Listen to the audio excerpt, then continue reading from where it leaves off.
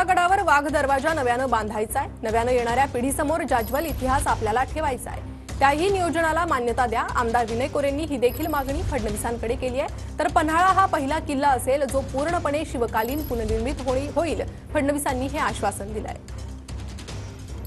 रायगड बांधत असताना पन्हाळ्यावरचं जसंच्या तसं डिझाइन घेऊन खरं तर रायगडवरचा वाघ दरवाजा त्या ठिकाणी बांधला गेला। तो वाघ दरवाजा सुद्धा नव्यानं आपल्याला या ठिकाणी बांधायचा आहे। नायकिनीचा सज्जा आपल्याला नव्यानं बांधायचा आहे आणि नव्या येणाऱ्या आपल्या पिढ्यांच्या समोर हा जाज्वल्य इतिहास त्या ठिकाणी टिकवायचा आम्ही पूर्ण आज नियोजन त्या ठिकाणी केलंय।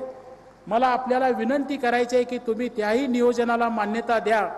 तुम्ही मुख्यमंत्री झाल्यापासून अनेक नव्या गोष्टींचे निर्णय त्या ठिकाणी करताय। विनय कोरेजींनी सगळे चित्र तयार केले, जमा केले, देशभरातनं ते आणले, त्याचे नकाशे तयार केले आणि आम्ही त्या ठिकाणी निर्णय केला की राज्याच्या आर्किओलॉजीने या संदर्भातला संपूर्ण आराखडा तयार करावा।